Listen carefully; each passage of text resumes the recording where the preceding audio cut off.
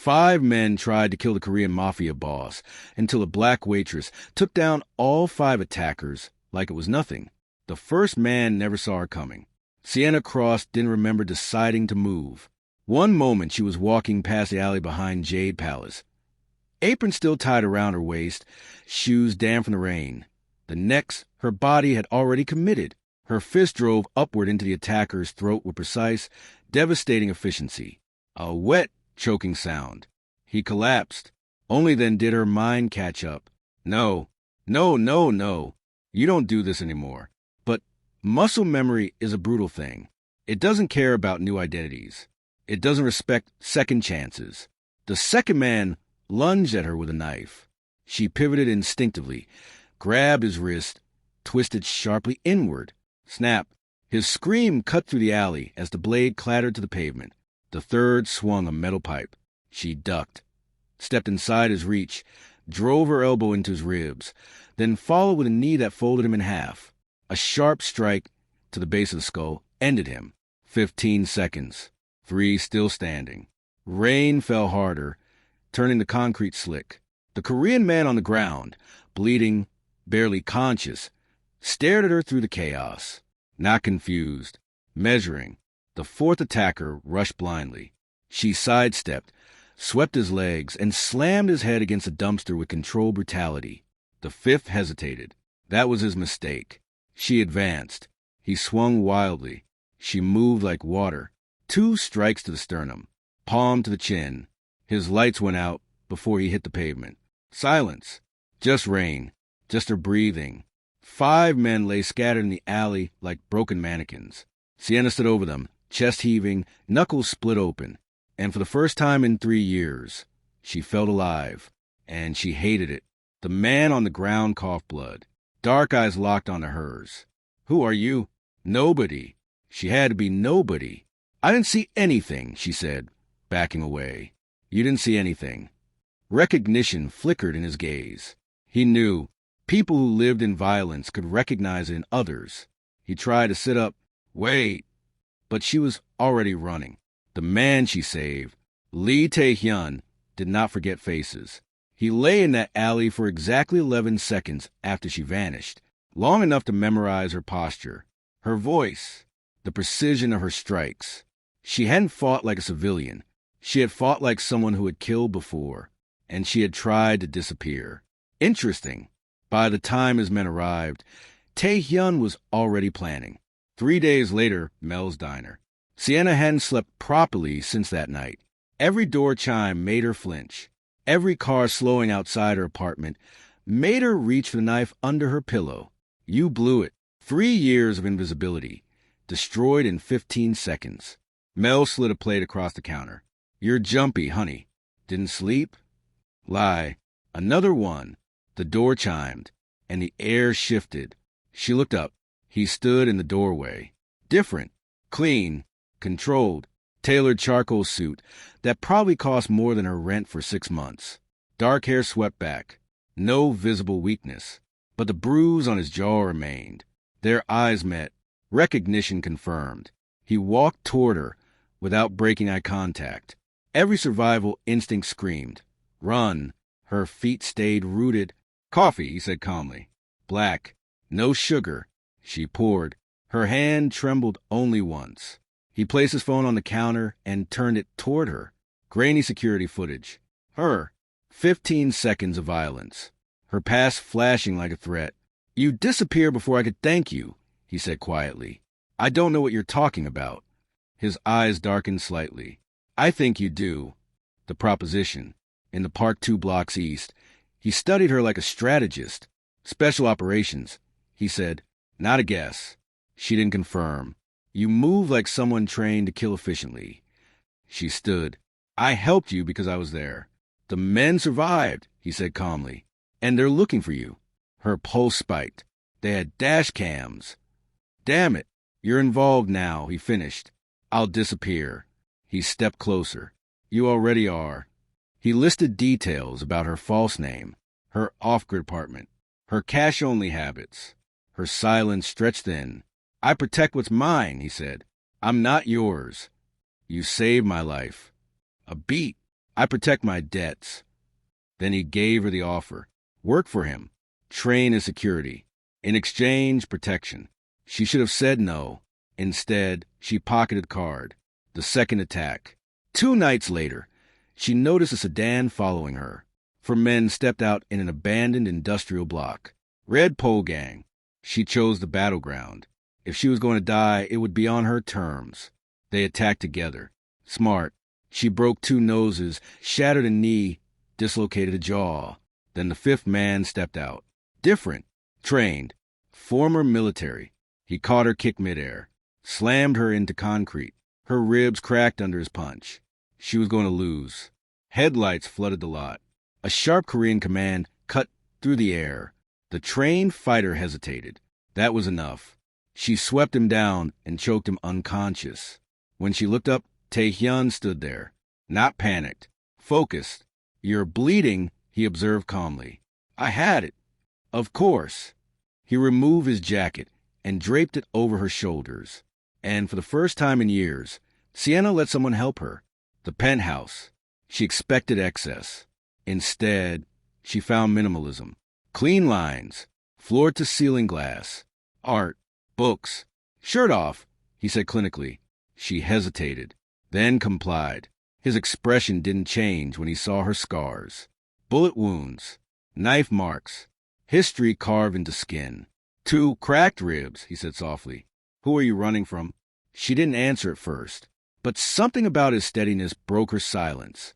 "I made a deal with a warlord," she whispered. The words tasted like poison. She told him everything. Afghanistan, Syria, her team dying, working for Rashid Ghani to survive, escaping, being hunted. "I'm radioactive," she finished. He looked at her evenly. "I run a criminal organization. People try to kill me daily." A pause. "You're not radioactive. You're valuable." Silence stretched between them. "You need protection," he said. "You need purpose." She stared at him. "And you need someone who isn't afraid of you." He smiled faintly. "Yes." And for reasons she didn't fully understand yet, she said yes. The first week working for Lee Tae-hyun, Sienna realized something unsettling. He wasn't the most dangerous person in the room. She was rebuilding a criminal empire. The Bechdel crew operated with money and loyalty. Sienna operated with precision. That was the difference. On her first day inside their Koreatown headquarters, a sleek office building disguised as an import-export firm, she watched 20 armed men train in what they clearly believed was advanced combat. It was sloppy, emotion-driven, intimidation-based. She folded her arms and waited. One of the lieutenants, Kang Min-jae, sneered slightly. "You think you could do better?" She stepped onto the mat without removing her jacket. "Attack me," she said calmly. He laughed, then lunged. 8 seconds later, he was face down on the floor with his shoulder dislocated. The room went silent. Sienna crouched beside him. "You telegraph your right hook. Your stance is wide, and you rely on intimidation instead of balance." She stood. "You survive because people are afraid of your boss." Her eyes flicked toward Tae-hyun. "You don't survive because you're good." No one spoke. Tae-hyun didn't interrupt. He simply said, "Fix it." And she did. The woman behind the weapon. The transformation began immediately. She redesigned building security systems, layered checkpoints, emergency evacuation plans, blind spot removals. She created rotating patrol schedules that even internal members didn't fully know. Trust no pattern. Trust no routine. Within 2 weeks, attempted surveillance near one of their warehouses dropped. Within 3, a minor red pole probe was intercepted before it reached the street. Tae-hyun watched her like a chess player who had just acquired a queen piece he hadn't expected.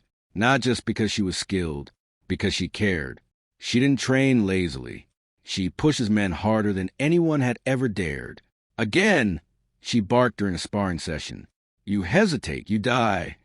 Sweat poured, bruises formed, resentment flickered, but respect followed. The man under the suit. One night, long after everyone left, Sienna found Tae-hyun alone in his office. Suit jacket off, sleeves rolled, reading, not crime reports. Philosophy, Marcus Aurelius. You read that? She asked. He glanced up. I prefer rulers who question themselves. She leaned against the doorway. You question yourself? Every day. He closed the book slowly. You think I enjoy this? She studied him. He didn't look like a mob boss. He looked tired. Why not leave? She asked quietly. A long pause. My father ruled with fear, he said. He believed strength came from cruelty. His jaw tightened slightly. I believed him. That was the first real crack she saw in him. I studied economics at UCLA, he continued. I wanted to build something, not inherit something soaked in blood. So why stay? Because if I walk away, someone worse replaces me. Silence. Outside the floor-to-ceiling windows, Los Angeles glittered. I protect 300 families, he said. Employees, vendors, business owners. If I disappear, they suffer. She understood that logic. It was the same reason she had taken that deal in Syria. Survival calculus. Moral compromise. Redemption is inefficient, she muttered. A faint smile curved his lips. Yes, but I'm attempting it anyway. And that was the moment she stopped seeing him as a villain. He wasn't good, but he wasn't monstrous. He was trapped, just like she had been. The first mission together. 3 months into her role, Red Pole escalated. They kidnapped the 14-year-old daughter of an allied family. Message delivered in blood. Tae-hyun called a meeting. His lieutenants wanted retaliation. Street war. Public dominance. Sienna shook her head. That's what they want. She pulled up satellite imagery of the warehouse district where the girl was likely held. They're expecting a show of force. So what do you suggest? Tae-hyun asked. I go alone. The room erupted. No, too risky. Trap. She met Tae-hyun's eyes. They won't expect one person. He hesitated, not because he doubted her skill, because he cared. Finally, you take comms. She nodded once. The infiltration was surgical. She neutralized 2 perimeter guards silently, entered through a ventilation shaft. 6 men inside. She incapacitated them without killing. Per Tae-hyun's standing rule. Control without slaughter.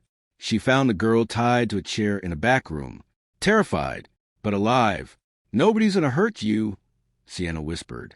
90 minutes later, she emerged from the warehouse with the girl in her arms. Clean, professional, efficient. But when she returned to headquarters, Tae-hyun was waiting in the underground garage. And the second he saw her, control shattered. He pulled her into him without thinking. His grip was tight.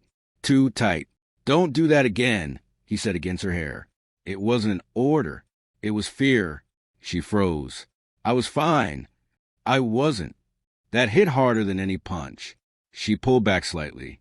Tae-hyun, you're not just an employee anymore.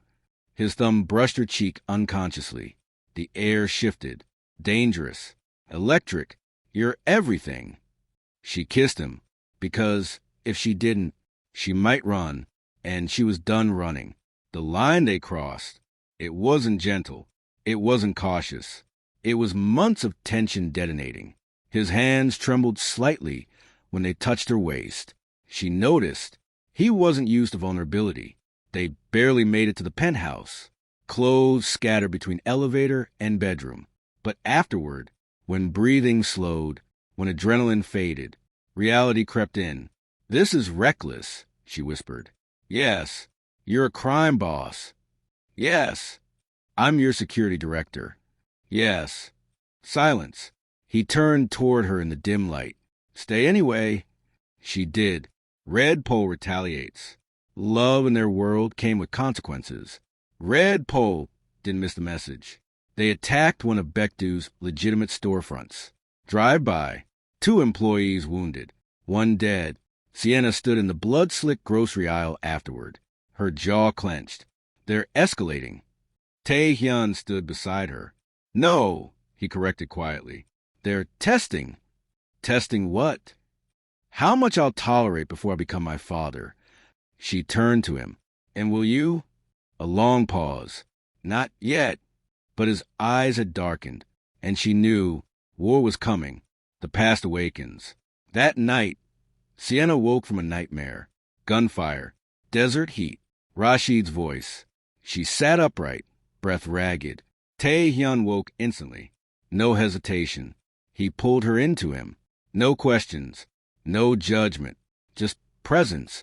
She hadn't allowed someone to hold her during nightmares in years. She let him, and that terrified her more than any enemy. The first crack in Baekdu. Weeks later, surveillance caught something unexpected. An internal leak.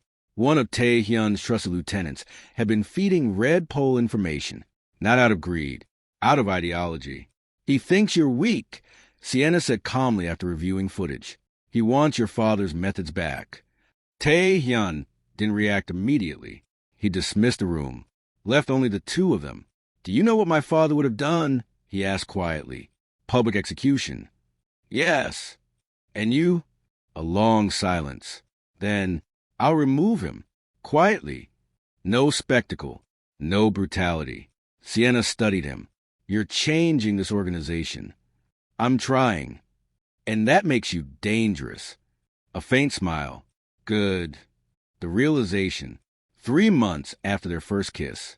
3 months of strategy, blood, rebuilding, and stolen quiet moments. Sienna realized something undeniable.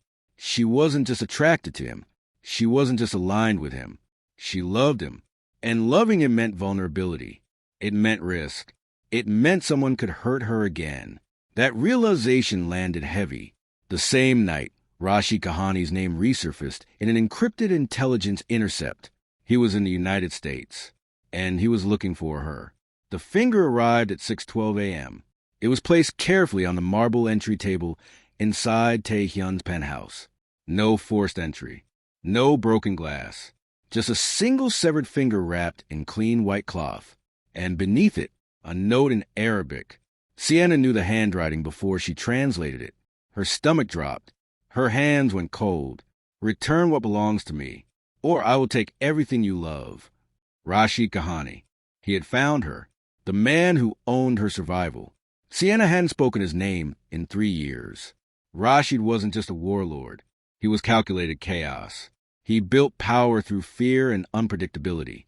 He had given her a choice in Syria. Work for him, or die beside her team. She had chosen survival, and she had never forgiven herself. Now he was in Los Angeles, and he had escalated immediately. Not a warning shot, not surveillance. A message delivered inside the most secure building in Koreatown. That meant infiltration. That meant planning. That meant he was already ahead. Tae-hyun read her face carefully. Who is he? He asked quietly. The worst mistake I ever made. The first strike. Rashid didn't waste time. 3 nights later, a back-to-back restaurant exploded. 12 civilians dead. No gang markings. No claims. But Sienna knew the signature. Mass casualty to draw emotional instability. The news labeled it organized crime retaliation. Rashid sent a second message privately. I am patient, but they will suffer until you return. Tae-hyun watched the news coverage in silence. His jaw locked. This is my fault, Sienna whispered. No, he said. This is war. Escalation. The attacks became psychological. 2 of Tae-hyun's lieutenants were kidnapped, returned alive, barely, broken fingers, missing teeth, burned scars carved in deliberate patterns. Rashid wasn't killing Baekdu. He was humiliating it. Sienna recognized the tactic. Break morale before breaking structure. Let me go to him, she said that night. Tae-hyun didn't hesitate. No, he wants me. He wants to own you. Silence. She hated that he was right. If I surrender, he stops. No, Tae-hyun said coldly. He escalates. For the first time, she saw something in him that resembled his father. Not cruelty. Ruthlessness. He dies, Tae-hyun finished. Intelligence war. Rashid didn't operate like Red Pole. He didn't hold territory. He moved cells. Independent operators. Ex-military contractors. Foreign assets. Sienna built a counter-network. Surveillance triangulation. Financial tracing. She barely slept. Barely ate. Every intercepted message tightened her chest. Rashid was getting closer. Then He crossed the final line. A video file arrived encrypted. It showed Tae-hyun walking into his office that morning. Zoomed footage. High resolution. A sniper scope hovered over his chest. Then cut to black. Sienna's blood turned to ice. "He's proving reach," she whispered. Tae-hyun didn't react outwardly, but she saw his hand tighten slightly on the table. "He thinks fear will make us fracture. Will it?" He looked at her. "No. The trap. They designed it carefully. An abandoned industrial factory. Neutral ground. She would return. Unarmed. Visible. Rashid would believe he had broken her. But Bekta's best shooters would be positioned in high vantage points. Hidden. Waiting. Tae-hyun didn't like it. "I should go in your place." "He doesn't want you." "I don't care." "I do." That shut him up. The night before the meeting, they didn't sleep. Not because of strategy. Because fear felt too real. Sienna sat on the edge of the bed. "If I die tomorrow..." "You won't." "If I do..." He grabbed her face gently. "You're not dying." Tae-hyun. Silence. Then, softly, "I love you." The words landed heavier than gunfire. He didn't hesitate. "I love you too." No dramatic speech. No theatrics. Just truth. Midnight. The factory smelled like rust and dust. Sienna walked in alone. Hands raised. No weapon. Rashid stood in the center of the open floor. Older. Thinner. But his eyes hadn't changed. Cold. Possessive. "You came back," he said smoothly. "I told you I would." He circled her slowly. "You look healthy. Happy." His lip curled. "I dislike that. Let everyone else go." He smiled. "You misunderstand. You are not negotiating." Two men approached to search her. Then everything shattered. One of them recognized her stance. "Combat ready," he shouted in Arabic. Gunfire erupted instantly. Too soon. Bekta's shooters fired before optimal position. Rashid's men scattered and returned fire. Chaos exploded through the factory. Sienna dropped low, rolled behind a steel beam, grabbed a fallen weapon. She moved on instinct. Clear. Fire. Shift. Neutralize. Bodies fell. Screams echoed. But Rashid was retreating toward a side exit. She chased him, tackled him from behind. They crashed into concrete. The fight was savage. No technique, just rage. He cut her forearm. She headbutted him. He drove his elbow into her ribs. Pain detonated through her chest. "You were mine," he snarled. "I was surviving." He grabbed her throat. Pressure tightened. Vision blurred. Then a gun clicked. "Move and you die." Tae-hyun's voice. Cold. Steady. Rashid laughed. "You think killing me ends this? I have brothers. Cells. Networks." "Then they can try," Tae-hyun replied. His finger tightened. One shot. Clean.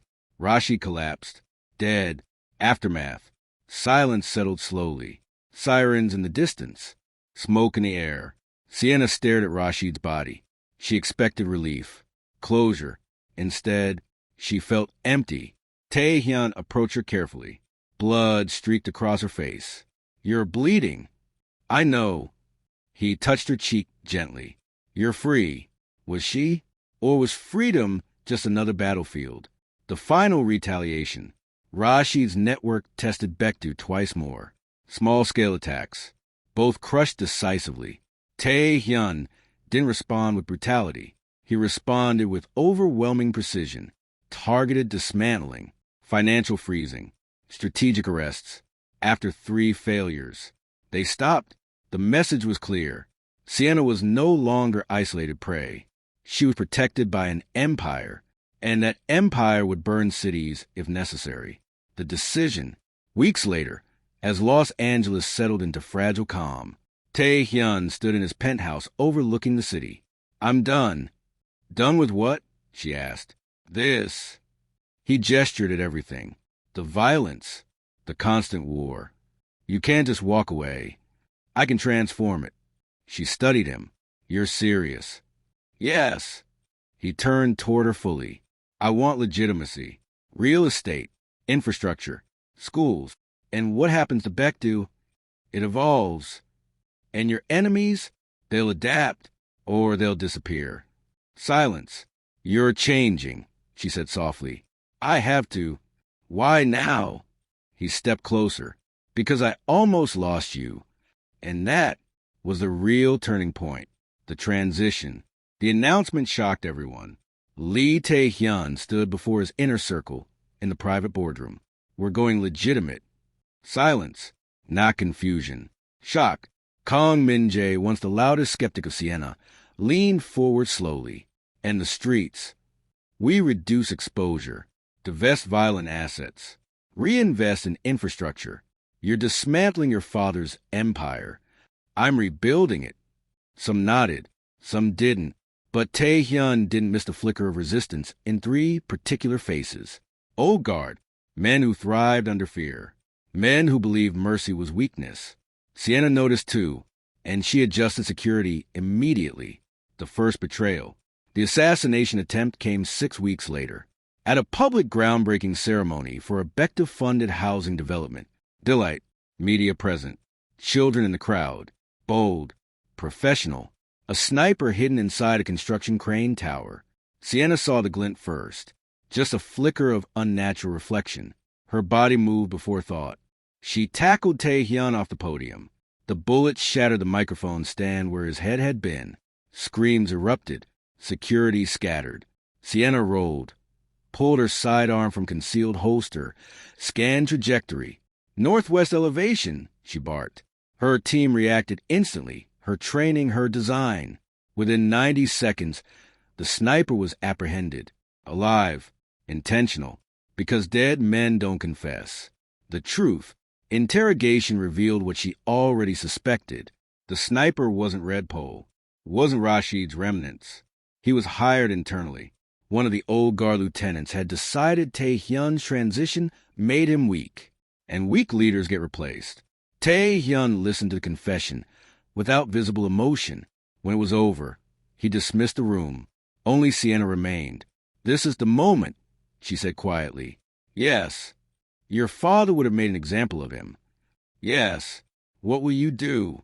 He stood very still for a long time. Then, I will remove him, strip his power, freeze his accounts, exile him. No execution? No. You risk looking soft. He turned to her. I risk becoming the man I hate. That was the day Baekdu officially changed. Not because violence ended, but because restraint replaced spectacle. And that shift echoed across Koreatown. The proposal, 6 months later, after the final violent asset was sold and Baekdu officially restructured into Lee Development Group, Tae-hyun took her to the rooftop of the very first building they renovated. No bodyguards, no spectacle, just city lights. I was raised to inherit fear, he said quietly. You taught me how to build something else. She tilted her head slightly. That wasn't just me. No, he said. It was us. He stepped closer. Sienna Cross, I don't want you as my protector anymore. Her brow lifted. I want you as my partner. My wife. He pulled a small velvet box from his pocket. No giant diamond. Just a simple platinum band with a single stone. I want a future that isn't about survival. I want children who know strength doesn't mean cruelty. Her throat tightened. She had survived warlords, gangs, assassins. But this vulnerability, was the scariest thing she'd ever faced. You're sure? She whispered. I've never been more sure of anything. She didn't hesitate. Yes. Marriage. They kept it intimate. Family. Trusted allies. No politicians. No spectacle. Sienna wore a simple white dress. Tae-hyun wore a traditional hanbok in honor of his mother. They exchanged vows in English and Korean. I promise to stand beside you, she said. Not behind you. He smiled softly. I promise to build a world where you never have to fight alone again. It wasn't fairy tale. It was earned. The final test. Peace doesn't arrive quietly. It tests you first. 2 years into their legitimate transition. A coordinated cyber attack targeted Lee Development Group. Banking systems frozen. Investment portfolios compromised. Simultaneously, 3 masked gunmen entered one of their community centers during peak hours. diversion, public terror attempt. Sienna was there. She moved instantly, evacuated civilians, neutralized one attacker, disarmed the second. The third tried to take a child hostage. She stepped forward calmly. Let her go. He aimed at her. Get back. She didn't. You don't want to do this. Her voice was steady, controlled. He hesitated. That was enough. One precise strike. He was down. Police arrived minutes later. The cyber attack traced back to an alliance of displaced criminal networks angry about Bechd's transformation. They had underestimated something. Becht no longer relied on fear. It relied on structure, community support, legitimacy. The public narrative shifted overnight. Former crime syndicate leader saves community center from armed attack. The story went viral. And suddenly, Tae-hyun wasn't a former Mafia heir. He was a man who rebuilt his empire 5 years later. Pasadena. White fence. Garden. Quiet. Their daughter Gia Lee ran barefoot across the grass. Dark eyes like her father. Fierce posture like her mother. Sienna watched from the porch. Tae-hyun joined her, loosening his tie. Board meeting ran long, he said. Always does. He kissed her temple. You're thinking again. Just remembering. That alley? She smiled slightly. 5 men. Worst mistake of their lives. She leaned into him. Best decision of mine. 10 years after the alley, at a charity gala for their foundation, someone asked Sienna what advice she would give her younger self. She looked across the room at Tae-hyun laughing softly with donors, at the life they had built, at the scars that never fully faded, and she answered honestly. I'd tell her that sometimes the most reckless choice saves you, that helping someone in the dark might lead you into the light. And love? The reporter pressed. She smiled. Love isn't rescue. It's recognition. It's seeing someone's worst and choosing to stay.